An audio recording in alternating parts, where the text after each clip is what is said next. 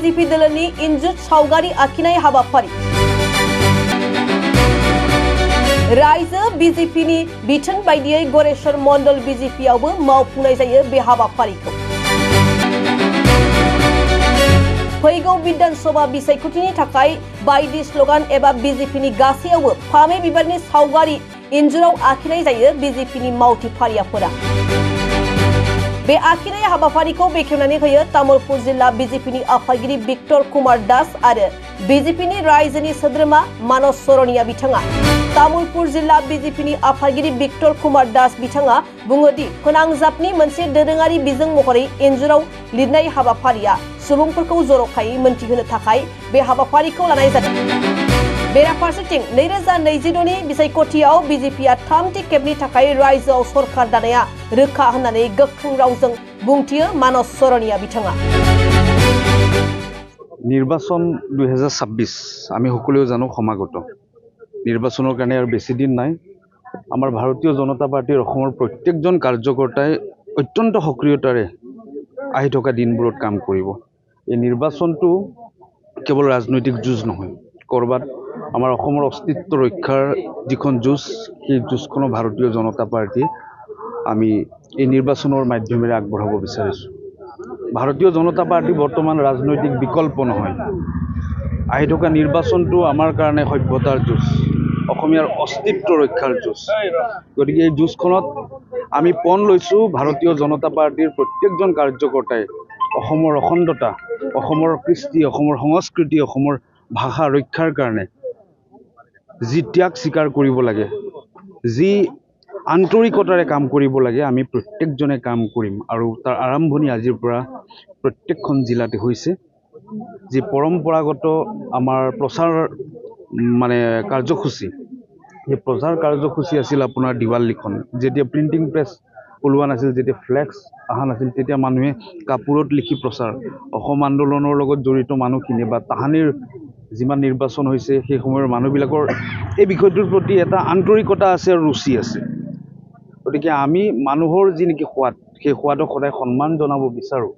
আৰু সেই সন্মান জনাই প্ৰচাৰৰ যি নেকি উৎকৃষ্ট মাধ্যম হিচাপে আমি দিৱালীখনৰ কাম প্ৰত্যেকটো মণ্ডলত, প্ৰত্যেকটো স্থানত আজিৰ পৰা আমি কৰা আৰম্ভ কৰিম।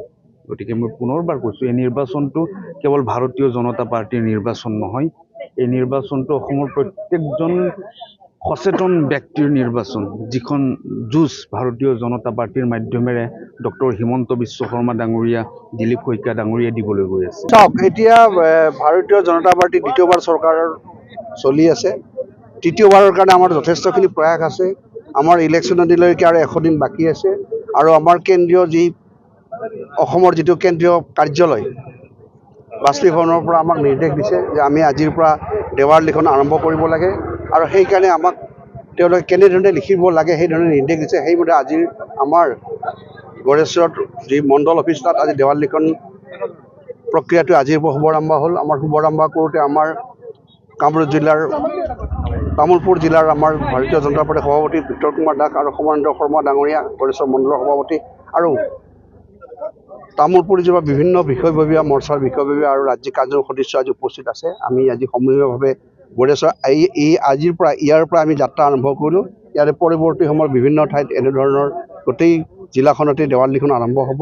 আৰু এয়া আমি এটা বাৰ্তা দিছোঁ ৰাইজসকলক যে ভাৰতীয় জনতা পাৰ্টি যেনেধৰণে বিগত 10 বছৰ সময়ছোৱাত উন্নয়ন কৰিলে, শান্তি আনিলে, শান্তিৰ পৰিৱেশ আনিলে, বিভিন্ন ধৰণৰ উন্নয়নমূলক কাম কৰিছে, মেডিকেল কলেজ, ব্ৰহ্মপুত্ৰৰ দলং, নামৰূপ সাৰ কাৰখানা, আমাৰ নুমলীগড় ৰিফাইনাৰীৰ উন্নতিকৰণ আদি কৰি আমাৰ আৰু এটা খুব আচৰিত লেখত ল'বলগীয়া কথা হ'ল যে আমি যিটো শ্বহীদ ক্ষেত্ৰ যিটো বনাইছে গুৱাহাটীত, এইবোৰ আমি প্ৰতিফলন কৰিবৰ কাৰণে এই দেৱাল লিখন প্ৰক্ৰিয়া আৰম্ভ কৰিছোঁ।